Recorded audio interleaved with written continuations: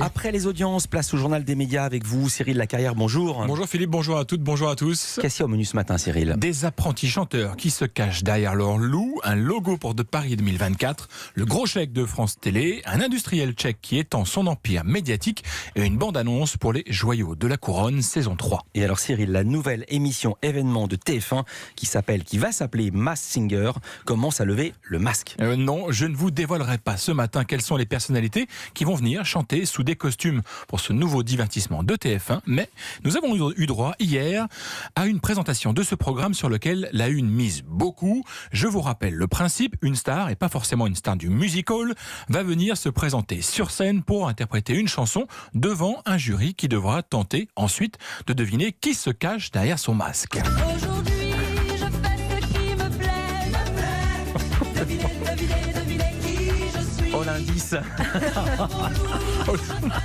Le niveau de l'indice. C'est n'importe quoi. La compagnie créole. J'ai trouvé. Bravo. Vous êtes fait pour être un jury. Ah, mais vraiment, un juré. Un juré. Au total, ce sont 12 personnalités qui vont relever le défi proposé par TF1. Dans le jury, on retrouve Angoune, Kev Adams, Jarry et Alessandra Sublet qui nous raconte comment elle a vécu ce tournage. Elle est au micro de Louise Bernard. Sur les 12, t'en as certains où tu te dis, bon, c'est pas forcément étonnant de les retrouver là, on va se parler honnêtement. Pour la plupart, tu te demandes. Donc, les conjoints, les enfants sont un moteur génial pour faire cette émission. Et puis surtout, il y a un masque. Ça les désinhibe complètement d'être sur une scène. Et au final, tu vas pas les voir beaucoup démasqués. Donc, c'est génial de jouer le jeu. Et parmi les jurés, Jarry sera avec nous demain. Il fait membre du jury. Aux commandes de ce mi-jeu, mi-divertissement, Camille Combal, désormais animateur incontournable de TF1, il avait une petite anecdote à nous raconter sur les dangers qu'il y a à accepter une émission où tout est secret. Il y en a un qui a eu un souci. Son épouse a commencé à penser qu'il avait une aventure. Donc on a été obligé, pas moi, mais la prod a été obligée d'intervenir pour la rassurer, tout lui expliquer et la mettre dans la confidence. Sinon, même les femmes, les maris ne savent pas.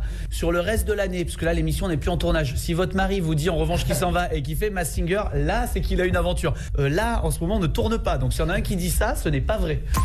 Il y a déjà eu plusieurs adaptations de ce format coréen. La Thaïlande, le Mexique, le Vietnam, la Chine et les États-Unis ont déjà eu leur Masked Singer sur TF1. En France, ça commence le vendredi 8 novembre. Les Jeux Olympiques de 2024, c'est dans 5 ans. Jusque-là, je vous apprends rien. Mais nous connaissons déjà le logo de la compétition qui va se tenir à Paris. La médaille d'or, la flamme, Marianne, réunies pour la première fois de l'histoire derrière une même identité olympique et paralympique. Je suis l'emblème de Paris 2024. On se croirait dans une bande-annonce d'un film américain. Ouais. Un logo révélé hier soir aux 20h, mais il y a eu comme un petit cafouillage. Théoriquement, la primeur devait revenir à France 2, qui s'est offert les droits des Jeux. Julien Bugier avait d'ailleurs bien vendu son affaire. Le grand jour pour les Jeux Olympiques 2024 à Paris. Ça y est, nous y sommes. C'est l'événement ce soir sur France 2, la révélation du nouveau logo. Mais patatras, rien ne s'est passé comme prévu et c'est finalement TF1 qui a dégainé plus vite que la 2. Le logo des JO 2024 est apparu sur TF1 sans une seconde avant qu'il ne soit dévoilé sur France 2. C'est TF1 qui était en avance ou c'est la 2 qui était en retard? Ah, allez savoir. Cyril, toujours à propos des Jeux, l'équipe nous révèle combien France Télévisions a justement déboursé pour s'offrir les droits de diffusion. Une somme record, écrit le quotidien L'équipe, 135 millions d'euros pour les Jeux d'hiver qui se dérouleront à Pékin l'an prochain et donc les Jeux d'été à Paris en 2024. Et vous ne serez pas surpris si je vous dis qu'il y a comme une inflation sur les droits sportifs. Pour diffuser les Jeux de Londres en 2012, France Télé avait déboursé seulement 51 millions d'euros, une pécadille. Presque le tiers. Question, où s'arrêtera l'industriel tchèque Daniel Kretinsky? La question à plusieurs millions de dollars après avoir racheté une série de titres de presse français comme Elle, Télé 7 jours ou Marianne et pris une participation minoritaire dans la société de Mathieu Pigasse, co-actionnaire du Monde, l'homme d'affaires s'offre des parts du plus important groupe audiovisuel allemand ProSieben.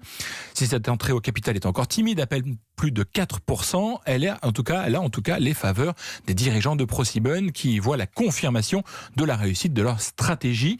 Pour vous donner une ordre d'idée, ProSieben a réalisé l'an dernier 4 milliards d'euros de chiffre d'affaires. C'est à peu près le double de ce que fait TF1 en France. Du lourd donc pour Daniel Kretinsky. La vie de Buckingham Palace, bientôt de retour sur Netflix.